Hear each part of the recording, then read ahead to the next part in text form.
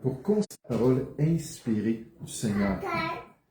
Ce soir, nous voulons arrêter sur notre approche de la personne de Dieu selon la religion de l'homme ou selon la nouvelle vie en Jésus. Cette approche de notre Dieu selon la religion de l'homme ou selon la nouvelle vie en Jésus, c'est deux approches qui sont possibles. Est-ce qu'on sert le Seigneur selon la religion humaine ou selon la nouvelle vie qui se trouve en Jésus?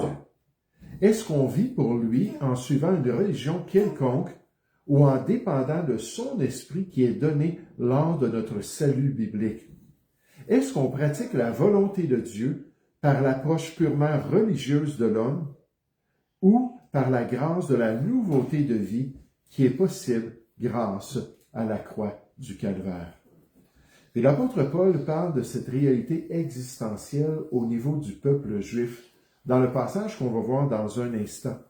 Alors que Paul décrit l'attachement obstiné d'Israël pour la religion ou la tradition des ancêtres, tout en rejetant la nouveauté de vie que Dieu voulait pour eux en Jésus-Christ, leur Messie. Par la religion ou par une nouvelle vie en Jésus. Quelle est la volonté de Dieu pour l'être humain? Cherchons ensemble la deuxième épître aux Corinthiens, au chapitre 3. La deuxième épître aux Corinthiens, au chapitre 3, pour voir un des passages où l'apôtre Paul parle de religion humaine, puis qu'il parle de la nouvelle vie en Jésus, et il les met en contraste. Par religion humaine, ce soir, ce que je signifie, c'est tout effort de l'homme pour suivre Dieu, pour lui plaire.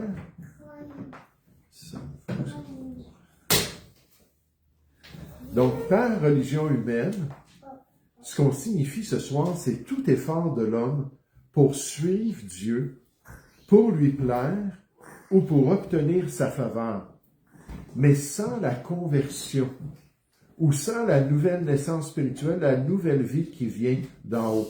Puis je veux vraiment souligner ça lorsqu'on parle de religion ici.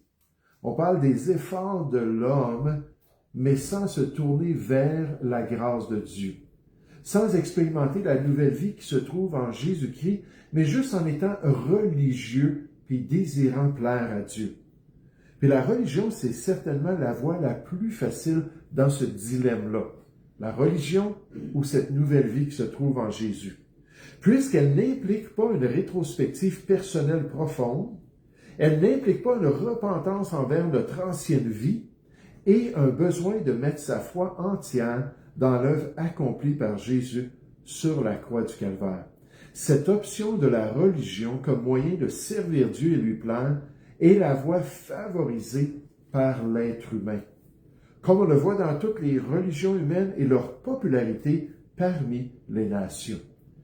Ce soir, on va regarder un passage où Paul va parler pas directement de cette question, mais on va voir l'application au niveau du peuple juif de son époque, qui préférait rester attaché à la loi de Moïse plutôt que de se tourner vers la nouvelle vie qui se trouve en Jésus-Christ. On a déjà vu dans nos études que la loi de Moïse ne pouvait pas éliminer ce que Dieu avait établi avec Abraham. Ce salut-là, cette justice-là par la foi dans la volonté de Dieu. C'était juste un cadre que Dieu avait établi pour le peuple juif, pour les distinguer des nations, pour les garder comme son peuple, afin qu'un jour, le Messie, la descendance d'Abraham, puisse venir par eux. Mais la loi, ses exigences, ses pratiques, ses rituels, ce n'était pas le plan de Dieu pour être en relation permanente avec lui. Et quand Israël apprenait cela, il ne voulait pas se tourner vers la prochaine étape, de mettre leur foi dans la promesse du salut qui se trouve en Jésus-Christ. Le pasteur Charles Spurgeon explique que la religion peut réformer la vie extérieure de l'homme, mais seule la nouvelle naissance en Jésus peut transformer en profondeur la relation avec Dieu, pour nous permettre de vraiment plaire à Dieu. Ce n'est pas la religion qui va faire ça. Le théologien John Owen explique que la religion extérieure, sans une régénération intérieure ou sans la vie spirituelle en Jésus, n'est rien d'autre qu'une forme de piété sans vie qui ne peut plaire à Dieu. Puis là, on entend ces explications-là de chrétiens, de personnes dans le ministère, puis ça, puis c'est très clair pour nous. Hein, c'est évident pour nous. Pourquoi? Parce que nos yeux se sont ouverts. On est passé de notre religion, peu importe quelle était notre religion, pour se tourner vers la vérité de Dieu. Et là, on voit que c'est la bonne voie, nécessairement selon les Écritures. John Walvoord l'explique plus précisément. La religion est souvent la tentative de l'homme de se rendre acceptable aux yeux de Dieu par ses propres mérites. Mais elle ne peut jamais produire la vie. La religion ne peut produire la vie. Vous pouvez polir la piété extérieure, même observer des rituels et servir avec diligence pour chercher l'approbation de Dieu, mais sans la nouvelle naissance, tout cela reste mort, des œuvres mortes qui ne pourraient plaire à Dieu. La vie en Christ ne commence pas parce que nous faisons pour Dieu, mais parce que son Saint-Esprit fait en nous. Sans cette régénération, la religion n'est qu'une forme de moralité sans puissance aux yeux de Dieu. Le pasteur J.C. Ryle affirme aussi qu'un homme peut être très religieux et pourtant être entièrement sans relation avec Dieu. Car la religion n'est pas la même chose que la régénération décrite dans les Écritures. Mais ce qui est triste, c'est que la majorité de ceux qui se disent chrétiens, la majorité de ceux qui disent suivre la Bible, la majorité de ceux qui disent qu'ils aiment le Seigneur Jésus, s'approchent de Dieu dans un mode de religion, sans accepter la nouvelle vie qui se trouve en lui et qui leur permet de plaire à Dieu. Donc le contraste, en gros, ce soir, entre la religion et la nouvelle vie en Jésus, se résume au fait que la religion est extérieure, qu'elle consiste dans des efforts humains, qu'elle cherche l'approbation de Dieu par elle-même, mais qu'elle refuse de se soumettre à la vraie vie qui vient de Dieu. Et ça paraît tellement lors de l'évangélisation. Lorsqu'on parle à des gens et qu'on leur explique le salut en Jésus-Christ, là, ils vont dire, je vais à l'église, puis j'ai servi à la messe, ou j'ai ma moralité, puis je suis les commandements de Dieu. Puis là, quand on explique que ces choses-là, c'est bon pour les relations, c'est bon pour la société, d'avoir de l'amour pour notre prochain, de pratiquer des bonnes œuvres, du bénévolat, et ça vaut absolument rien pour le salut, on voit le cœur se fermer. Puis là, ils veulent absolument rien savoir. C'est un petit peu comme quelqu'un qui enlèverait les piles de son détecteur de fumée, parce qu'il ne veut pas se faire réveiller la nuit si jamais il y a un feu. On dirait, ça ne fait aucun sens. Tu as besoin du détecteur de fumée. Tu as besoin de cette alarme-là pour te dire, il y a un feu, sauve-toi. Mais c'est la même chose quand les gens entendent l'Évangile, on les voit qu'ils ferment leur cœur à ce besoin-là de naître de nouveau. Jésus a dit à Nicodème, il faut que tu naisses de nouveau. Tu es très religieux, tu es l'enseignant de la loi en Israël, il te manque le plus important, ça prend cette nouvelle vie-là en Jésus-Christ. Je remercie le Seigneur pour Actes chapitre 10, lorsqu'on voit un païen qui s'appelait Corneille, qui lui aussi était très, très religieux, il était pieux, il priait Dieu sans cesse, il faisait des aumônes, il avait amené sa famille à craindre Dieu. Et quand il a entendu l'Évangile, il n'a pas fermé son cœur. Il a compris que le pardon se trouvait au nom de Jésus-Christ, puis que c'était en lui qu'on pouvait être réconcilié avec Dieu. Il a mis de côté ses efforts humains pour se tourner vers cette relation-là qui se trouve en Jésus-Christ. Et tandis que la nouvelle vie en Christ consiste dans une transformation intérieure, durable et permanente. Une nouvelle naissance d'en haut. Une nouvelle personne que Dieu nous donne pour être en relation avec lui, pour avoir la capacité de lui plaire par la puissance qui se trouve dans l'Esprit de Dieu qui fait partie de cette nouvelle personne-là. Puis là, on peut vraiment plaire à Dieu. Regardez ce que Paul dit dans 2 Corinthiens chapitre 3. 2 Corinthiens chapitre 3, alors qu'il s'arrête, alors qu'il est en train de discuter de l'Évangile, de son ministère, puis là, il va s'arrêter sur la question de l'Ancien Testament puis du peuple juif qui sont attachés à la religion qu'on appelle le judaïsme. Encore une fois, quelque chose que Dieu avait établi, mais jusqu'à un temps de réforme, la Bible dit.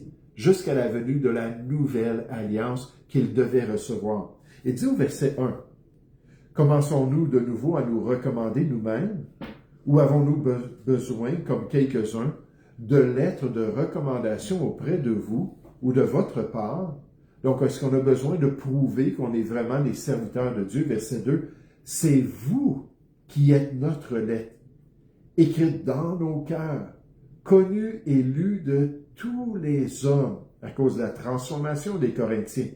Vous êtes manifestement une lettre de Christ, écrite par notre ministère, non avec de l'encre, mais avec l'Esprit du Dieu vivant, l'Esprit qui se manifeste dans cette nouvelle vie en Jésus.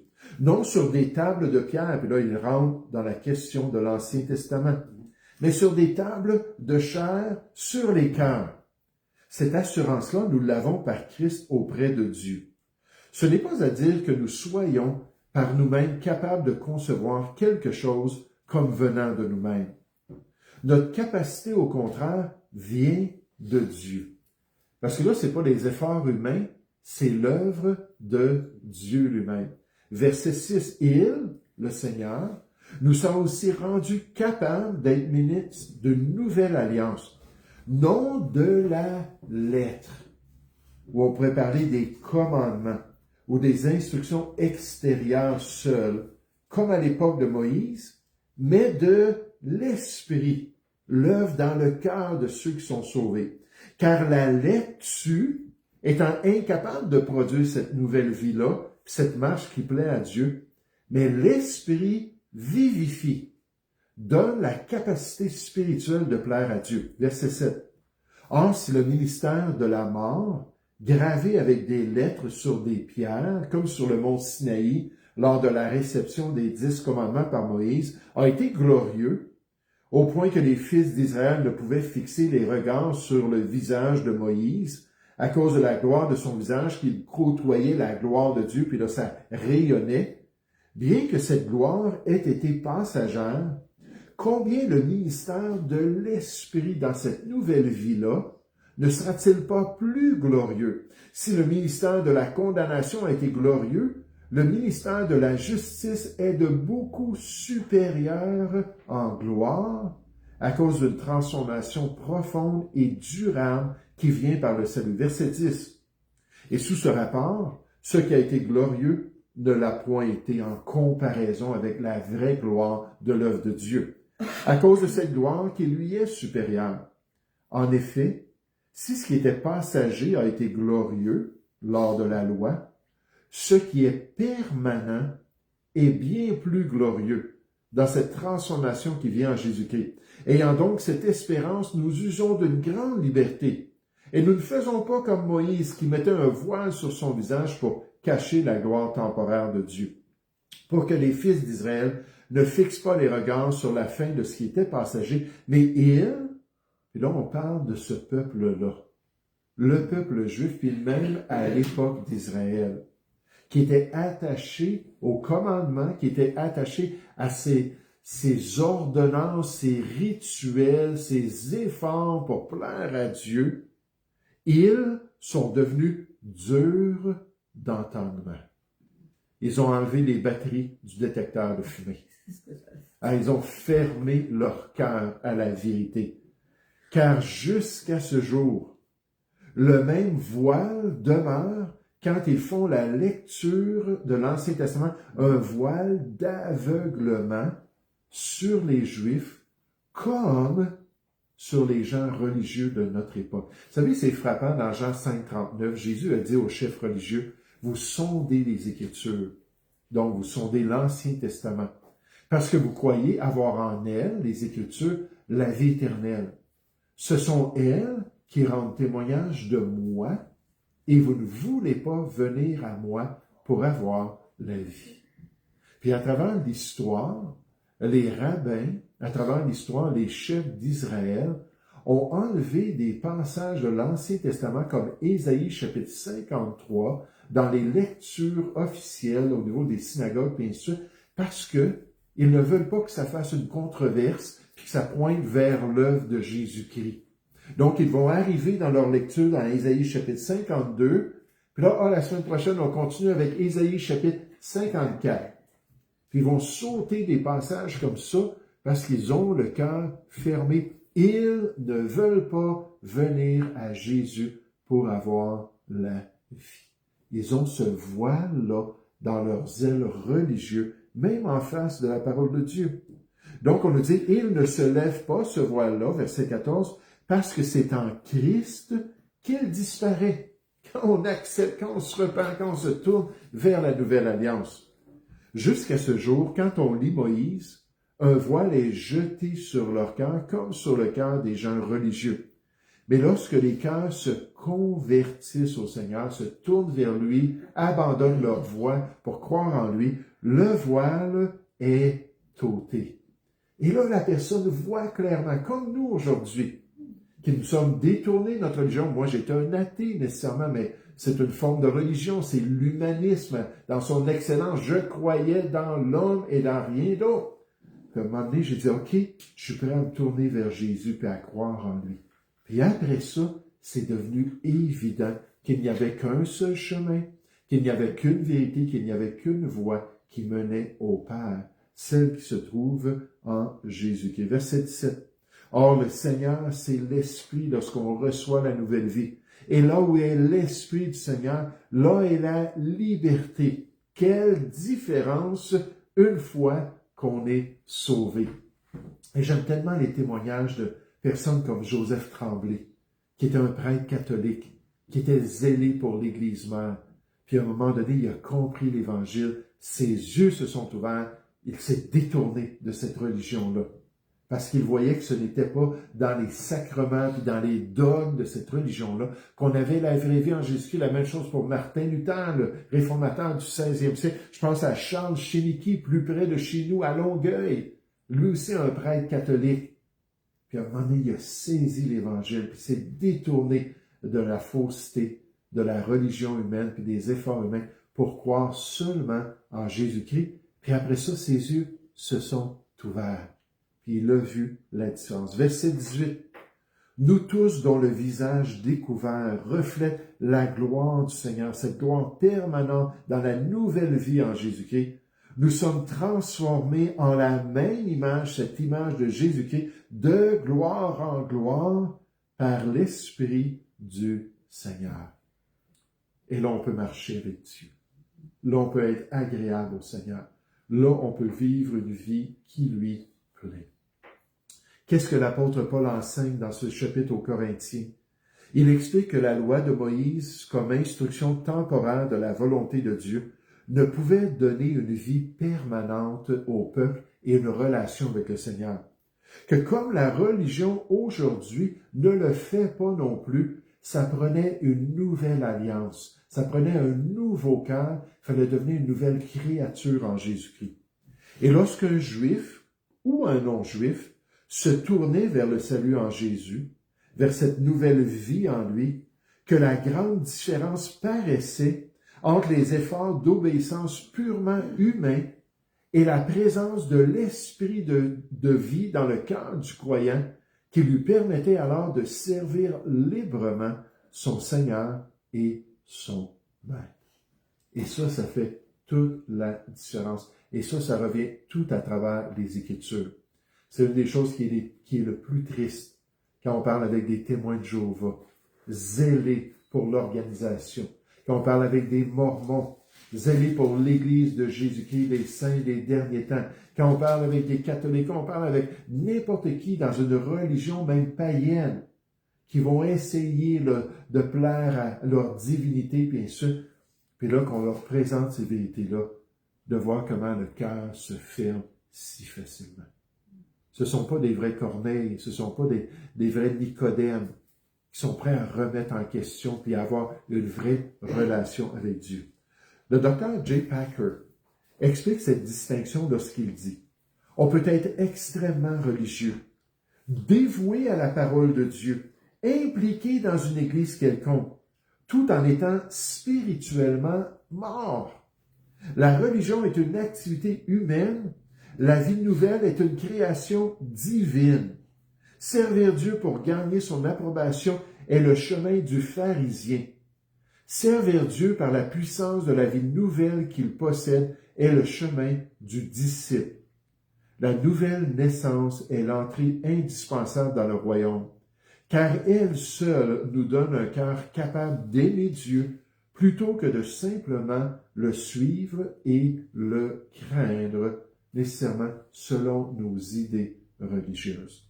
Regardez un passage similaire dans l'Épître aux Philippiens au chapitre 3. Là, dans ce passage-là, Paul parle de sa situation. Vous vous rappelez, avant de devenir l'apôtre Paul, on voit que c'était Saul de Tarse dans les Écritures. Un juif, un pharisien. Son père était pharisien aussi. Un gars qui était zélé pour les traditions de ses pères.